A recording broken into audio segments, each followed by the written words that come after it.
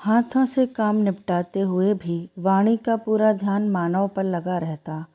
तन काम में जुटा रहता और मन मानव के आसपास मंडराता रहता। हाथ सब्जी काटते, खाना बनाते, कपड़ों की तह करते और आंखें मानव के चारों तरफ घूमती रहती। एक लड़की जब शादी होकर अपने ससुराल में आती है तो ना जाने कितने अरमान, कितने सपने आँखों में संजो कर आती है कि उसे पति का प्यार और अपनापन मिलेगा, एक औरत का अधिकार मिलेगा। लेकिन शादी के बाद वाणी के सारे सपने, सारे अरमान सूली चढ़ चुके थे। जैसे ही पति के मुंह से यह सुना कि यह शादी सिर्फ एक समझौता है और उसकी मर्जी के खिलाफ की गई है। दरअसल ये रिश्ता मानव की स्वर्गीय माँ ने तय किया था। उन्होंने वाणी की सांवली सूरत से ज़्यादा उसके गुणों और संस्कारों को देखा और परखा। मानव की माँ को वाणी पर पूरा भरोसा था कि वाणी अपने संस्कारों से उनके घर और उनके बेटे के जीवन को स्वर्ग बना देगी। लेकिन मानव ने जैसे ही वाणी की तस्वीर देखी, उसकी सांवली सूरत मानव के दिल को जीत ना सकी।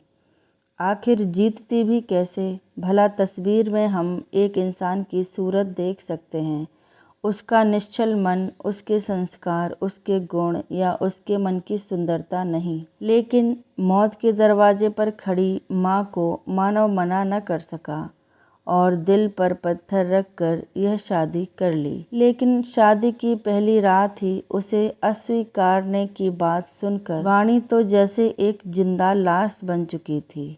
लेकिन वाणी मानव को अपना बनाने में कोई कसर नहीं छोड़ती थी। उसने एक अच्छी पत्नी का कर्तव्य निभाते हुए हर संभव प्रयास किया जिससे वह अपने पति के दिल पर राज कर सके, उसे अपना बना सके। लेकिन मानव था कि अपनी जिद पर हमेशा अड़ा रहता था। आज भी वह मानव की भी वाणी की आंखों का पीछा किया जाना देख रहा था कई दिनों से, इसलिए वह उसकी आंखों के सामने आने से बचता रहता था। ऑफिस का समय तो आराम से कट जाता, लेकिन जब तक घर पर रहता तब तक सांसें जैसे अटकी रहती और रात रात मानव पर सजा की तरह बीतती। कभी वह बहुत पहले ही पलंग पर जा पड़ता जैसे गहरी नींद में हो, और कभी बाहर सोफे पर बैठकर टीवी देखने में समय बिताता जब तक वाणी गहरी नींद में ना पहुंच जाए।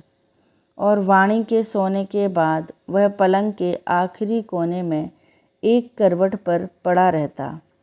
कभी रात में वाणी उससे सट जाती तो मानव को लगता जैसे छाती पर भारी पत्थर रखा है और उसकी सांस घुटने लगती।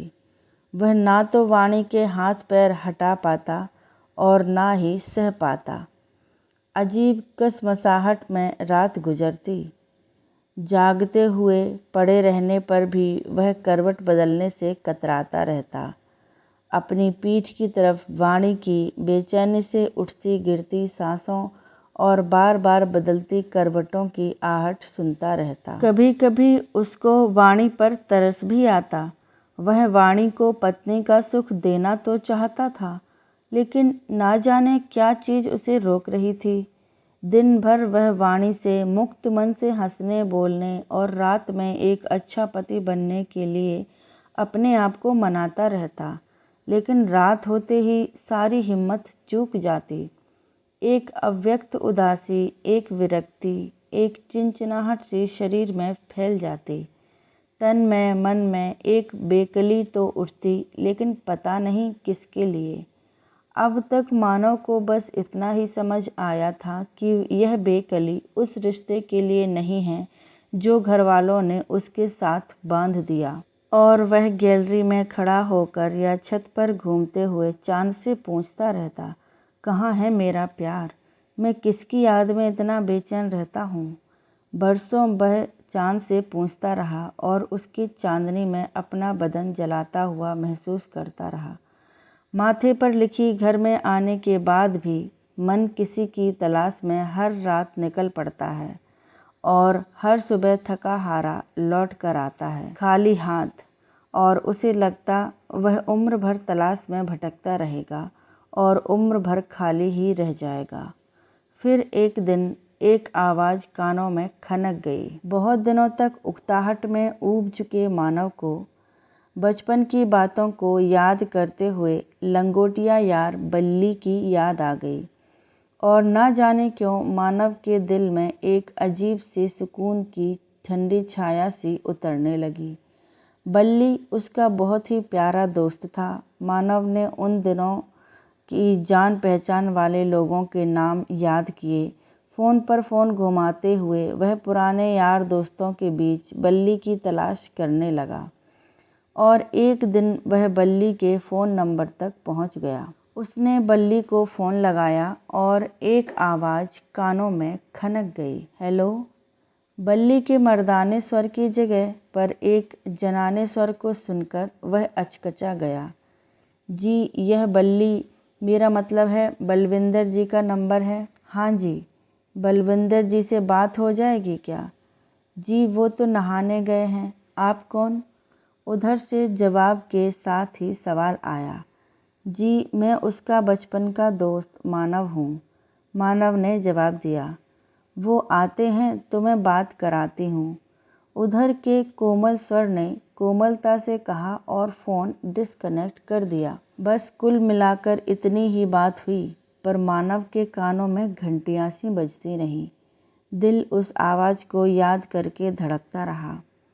पता नहीं क्यों, पूछा भी नहीं उसने कि वो बल्ली की क्या लगती है और उसे खुद ही अपनी सोच पर कोफ्त हो आई। बल्ली उसका हम उम्र है, उसके घर पर रहने वाली औरत उसकी ही होगी। 10-15 मिनट बाद ही बल्ली का फ़ोन आया। वही बचपन के जोश के साथ ही बल्ली ने दुनिया जहान की बातें शुरू कर दी। उसके बातें करते हुए लेकिन मानव के कान किसी और की आवाज़ को ढूंढ रहे थे। आखिर उससे नहीं रहा गया और पूछ ही बैठा कि अभी किसने फ़ोन उठाया था? ओए, तेरी भाभी थी। और तेरी शादी हुई कि नहीं? बल्ली ने सवाल किया। हाँ, हो गई। जवाब देते हुए मानव को ऐसा लगा जैसे वह अपने किसी गुनाह को कबूल कर रहा है। फिर तो बल्ली के घर गाहे बगाहे फ़ोन लगता रहता और बल्ली की बातों के पीछे कोई और आवाज़ सुनने के लिए भी मानव के कान तरसते रहते। कभी कभी बल्ली हंसकर पूछता भी, क्या बात है रे, आजकल मेरी बहुत याद आने लगी है तुझे? मानव झेंप जाता। कैसे बताता कि बल्ली तेरी नहीं किसी और की आवाज़ कानों में पड़ने के लालच में बार बार अपने आप तेरा फ़ोन लग जाता है। मानव अब रात दिन एक आवाज़ के ख्याल में ही डूबा रहता। आवाज़ को ही हर समय एक आकार देने में की कोशिश में लगा रहता। महीनों गुजर गए। मानव एक आवाज़ की मूरत बनाकर उसके साथ में ही अपने आप को बहलाए रखता। फिर एक ठहरी सी दोपहर में मानव खाना खाकर खिड़की के पास खड़ा सड़क की चहल पहल को देख रहा था कि मोबाइल की घंटी बजी। Hello, hello. उधर से कोई प्रत्युत्तर नहीं आया, पर वो खामोशी जैसे मानव के दिल पर दस्तक देती हुई कुछ कह रही थी। ठहरी हुई दोपहरी जैसे ही उसके दिल की धड़कनें भी ठहर गई थीं। कौन? सवाल जैसे मानव की आवाज़ ने नहीं वरन उसकी धड़कनों ने किया, और उधर से भी जैसे किसी आवाज़ ने नहीं, दिल की एक धड़कनों ने ही जवाब दिया। मैं वीरा। वीरा? वीरा ने जवाब दिया। मानव के कानों में जैसे बांसुरी बजी। वीरा मेरा नाम है जी। आज सुबह ही उन्होंने दिलवाया है फ़ोन। और मानव को लगा अगर अभी बल्ली उसके सामने होता तो वह उसे गले लगाकर उसके हाथ चूम लेता। दिलों में पता नहीं कब से क्या क्या उमड़ रहा था, लेकिन जुबानें कुछ नहीं बोल पा रही थीं, लेकिन दोनों के दिल समझ रहे थे। और तभी भरी दोपहरी में भी जैसे खुशी की, सुकून की एक ठंडी छाँव उनके शरीरों पर उड़ा दी थी किसी ने। फिर सिलसिला चल निकला। ना जाने कौन सा बंधन था उससे कि सैकड़ों मील दूरी पर बसे बिल्कुल अनजान दो लोग आवाज़ों के कानों में पड़ते ही एक दूसरे की ओर खिंचे चले गए। वह जैसे जन्मों की कोई अपनी लगती। घंटों दोनों बातें करते, दिलों की, रिश्तों की, दुनिया की। फिर भी लगता कितना कुछ अनकहा रह गया है। रोज रात छटपटाती हुई बीतती कि कब सुबह हो जाए और उस अनकहे को कहकर हल्का हो लिया जाए, लेकिन वो रात आने तक भी अनकहा ही रह जाता और फिर रात उसके बोझ तले करवटें बदलती रह जाती।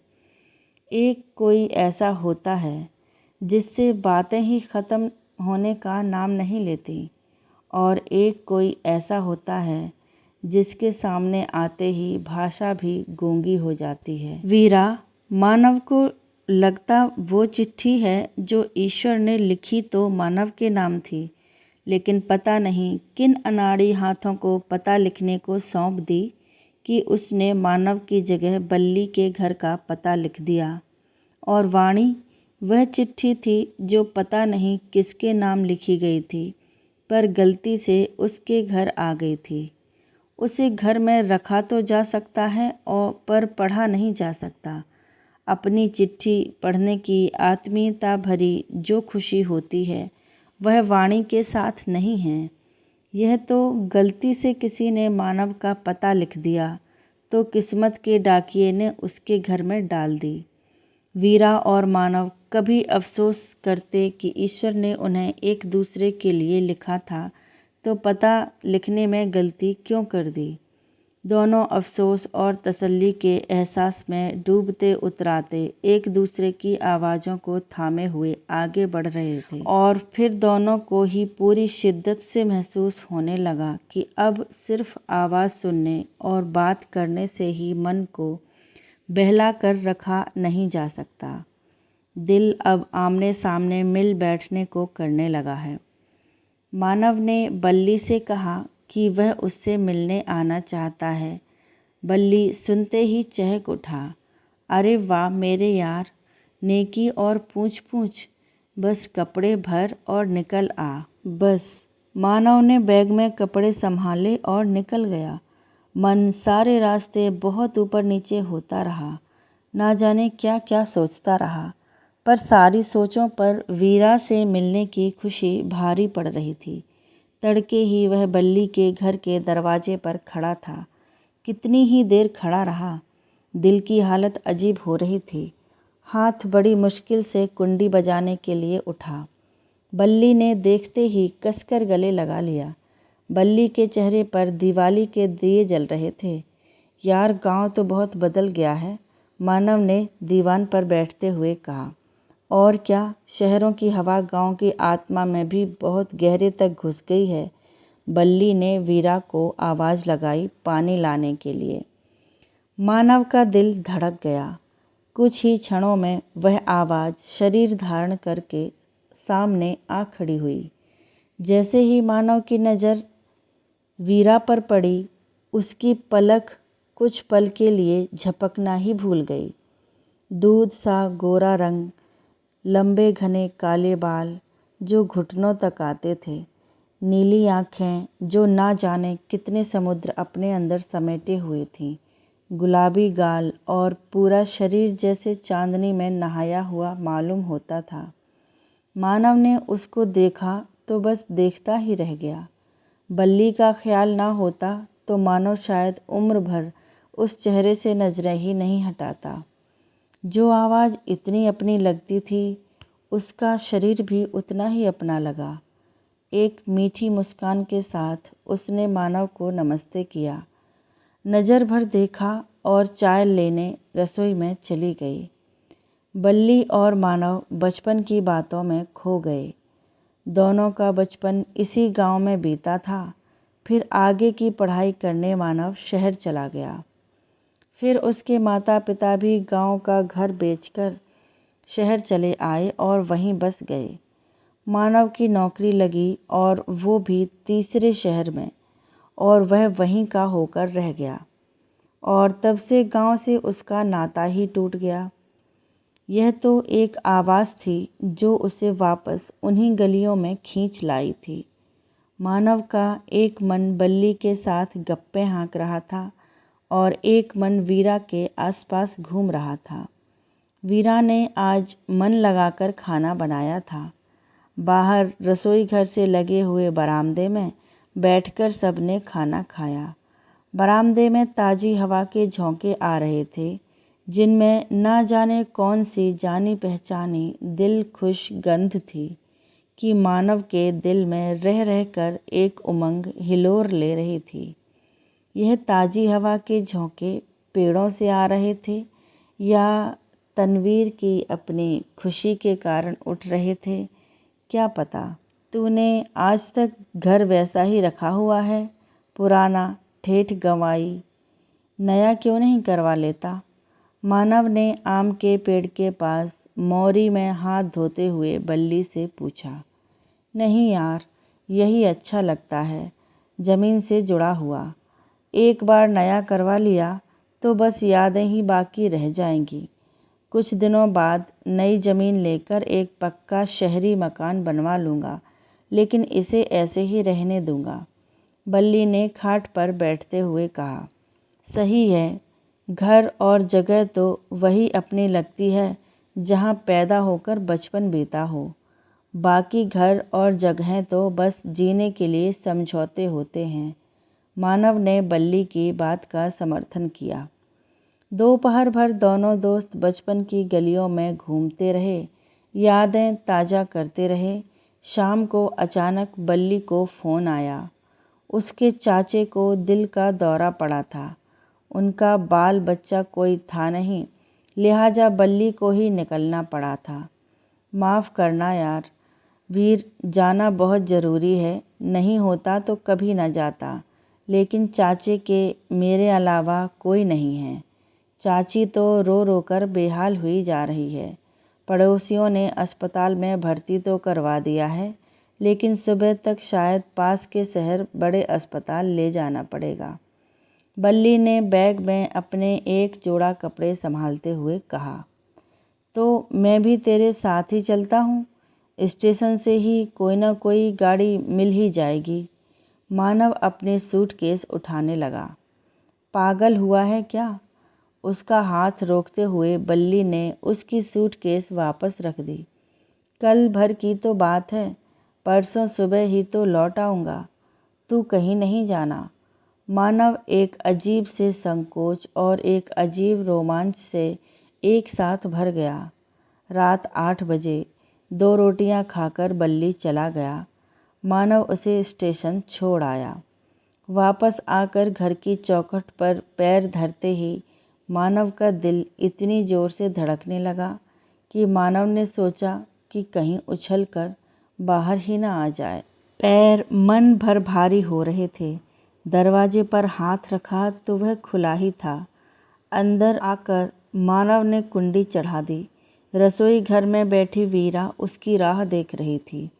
मानव की आहट पाते ही एक पटा उसके लिए अपने सामने बिछा दिया। पटे पर बैठकर मानव ने एक भरपूर नज़र से वीरा को देखा। वीरा ने मुस्कुराते हुए आंख तरेरी और दुपट्टा गले तक खींच लिया। वीरा ने एक ही थाली परोसी और दोनों के बीच रख ली। मानव ने रोटी का कौर तोड़ा, सब्जी ली और मुंह में डाल लिया। वीरा भी उसी थाली में से खाने लगी। उसका अपनापन देखकर मानव का मन भीग गया। वह मुस्कुराकर एकटक वीरा को देखता रहा। खाना खा लेने के बाद वीरा ने उसके हाथ धुलवाए। उसने वीरा के दुपट्टे से ही हाथ पोंछे। वीरा रसोई समेटने लगी। मानव छत पर जाकर खड़ा हो गया। शुभ्र चांदनी रात थी। साफ आसमान पर पूरा चांद चमक रहा था। आज मानव चांद को देखकर दोस्ताना तरीके से मुस्कुरा दिया। जेब से सिगरेट का पैकेट निकालकर उसने एक सिगरेट सुलगा ली। हवा रात रानी का इत्र अपने बदन पर मलकर इठला रही थी। चांद की रोशनी में मानव का बदन फिर जलने लगा। सिगरेट खत्म होने पर वह छत पर पड़ी खाट पर बैठ गया। थोड़ी ही देर बाद वीरा ऊपर आई। एक हाथ में बिछौना लिया हुआ था, एक हाथ में दूध का गिलास मानव के हाथ में थमाकर वह बिछौना खाट पर बिछाने लगी। गद्दे पर चादर बिछाकर उसने सिरहाने तकिया रखा और पायताने पर ओढ़ने के लिए चादर रखकर वह नीचे जाने लगी। कहाँ जा रही हो? मानव ने पूछा। आप आराम करिए, मैं नीचे जा रही हूँ, वीरा ने बिना पलटे जवाब दिया। जाना ज़रूरी है क्या? मानव ने सवाल किया। मेरे लिए तो नहीं, लेकिन आपके मन की बात मैं कैसे जानूं? वीरा ने पलटकर मानव की आंखों में देखकर जवाब दिया। मेरे लिए तुझसे बढ़कर कुछ नहीं है पगली, मानव ने उसकी बाह थामकर कहा। वीरा खाट पर उसकी बगल में बैठ गई। उसका बदन तेजी से उठती गिरती सांसों के कारण रह रहकर कांप रहा था और वह सांसों की धृष्टता छुपाने के लिए बेचैनी से बार बार पहलू बदल रही थी। उस रात चांद ने दोनों पर प्यार की पूरी शीतलता बरसा दी। मानव ने पहली बार जाना औरत का प्यार क्या होता है। सुबह पौ फटने से पहले मानव की नींद खुली तो देखा वीरा खाट पर बैठी हुई थी। मानव भी उठकर बैठ गया। अपनी थी तो वह घर भी अपना लग रहा था।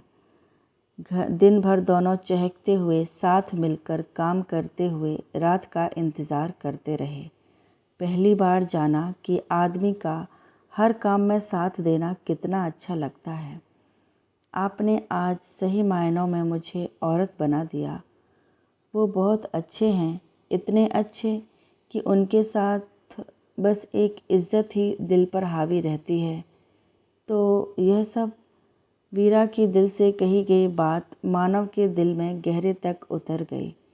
वाणी के लिए मानव को अपने आप पर मिट्टी का तेल छिड़क कर जलना पड़ता था और इस जलने के बाद हर बार वह राख होकर रह जाता था।